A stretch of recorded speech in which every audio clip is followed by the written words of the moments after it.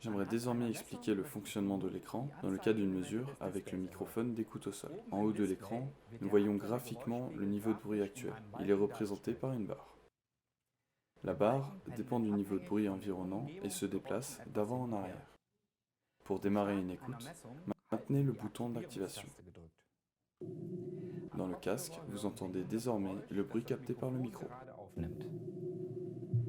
Réglez en fonction du bruit le niveau sonore du casque. Le réglage du volume est montré en bas à gauche de l'écran.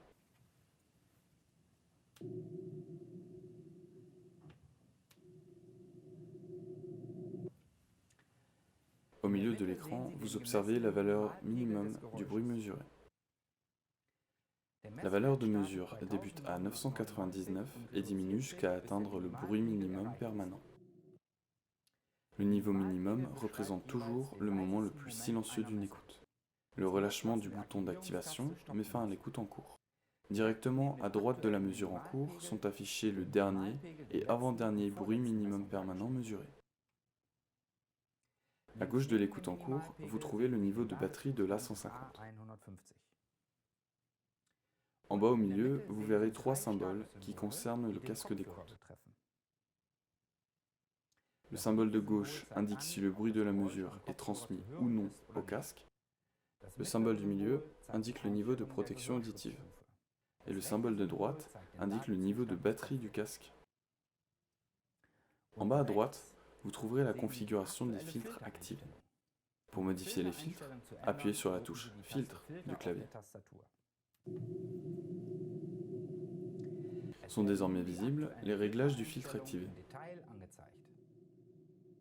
Avec les touches haut et bas, vous pouvez directement démarrer une analyse fréquentielle.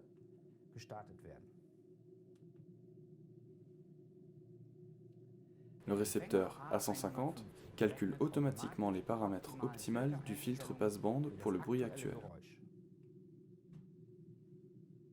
En appuyant sur la touche Entrée, vous accédez à la fonction Preset.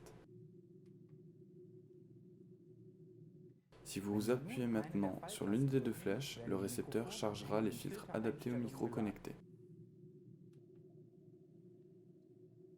En appuyant sur le bouton Entrée, vous accédez au réglage manuel de la limite basse du filtre.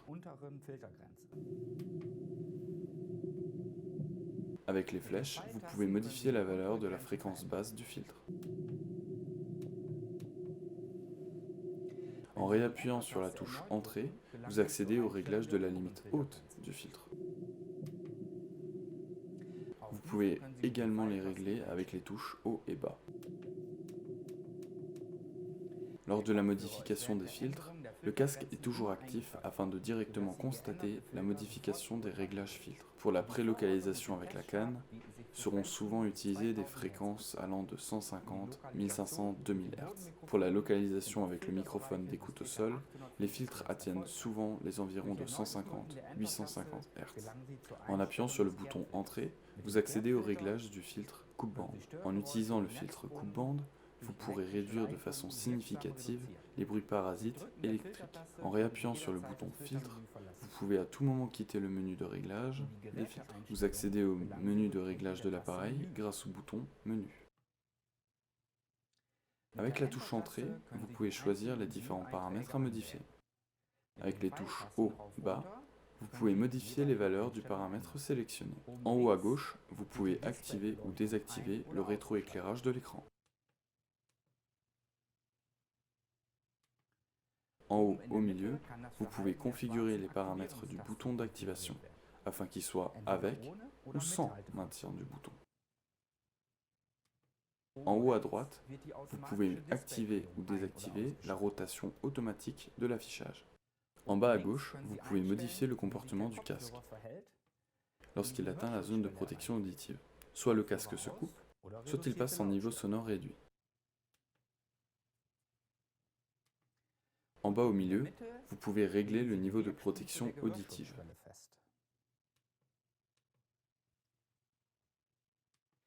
En bas à droite se trouve le paramètre permettant de mesurer, lors d'une mesure, le bruit minimum ou maximum d'une mesure. En réappuyant sur la touche Entrée, vous accédez à la deuxième page des paramètres. où vous pourrez configurer plus d'options. En haut à gauche se trouve le paramètre d'activation des LED du TM200 ou UM200.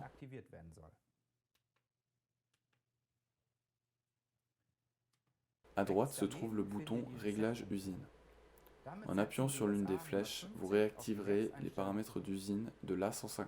À tout moment, vous pourrez quitter le menu de réglage en appuyant sur la touche Menu. De ce fait, tous les réglages seront sauvegardés de façon durable dans l'Aquaphone A150.